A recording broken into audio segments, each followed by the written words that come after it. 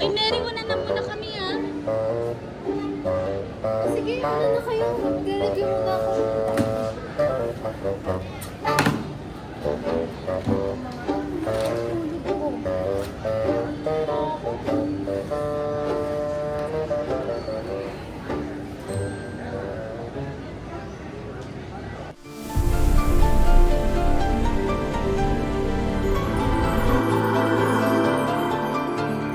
Anong oras na? Nalilito ako.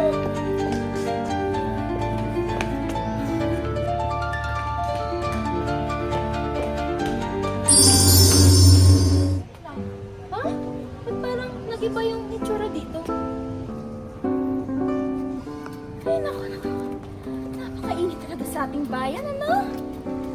Nako, sinabi mo pa, kumadre. Pero, nabalitaan mo na ba? Ano nga ba iyon? Ang mga sabi-sabi sa bayan. Ay, naku. Meron na naman. Diyos ko. Na si General Luna raw. Kinitil. Teka. Sino yung estanghera ngayon? Halika nga rito, Iha. Ako po? Maaari mo bang magtanong? Nasa lugar po tayo, tsaka anong taon na po ito? Naku, Iha. Sa Maynila tayo. Tsaka ano bang taon ngayon? Hindi ko na nga alam. Kumadre. Taon ng revolusyon ngayon. Tsaka bakit ganyan ang pananamit mo, ha? Naku, may pasok pa po ako eh. Hindi ko na po alam kung saan ako pupunta nito ngayon. Pasok. Puting-puti pa. Nagbalik ka na doon. Magmadali. Ay, oh, hindi. Bakit yung itsura? Nakaputi ka pa at ang iksi-iksi ng iyong kasuotan. Nalalapit na ang oras para sa pista sa nayon. Oh, kaya wag na natin pag-aksayan ng oras. Sige na nga. Teka, saan po ba ang pista? Naku, halina po ka rito.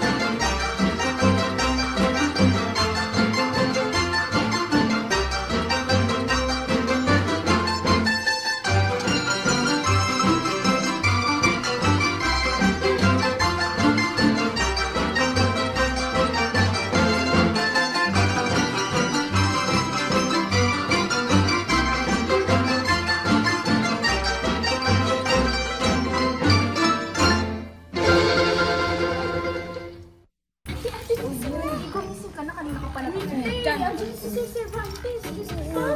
Kasi naman naginipan ko eh. Ano ba na panaginipan mo naman? Ate, tomboy na naka-skinny jeans daw, tapos nakabarong. Naka-skinny jeans na nakabaro. Hoy! Anong tomboy na naka-skinny jeans? Komedya na! Nang magbukas ang mata ni Mel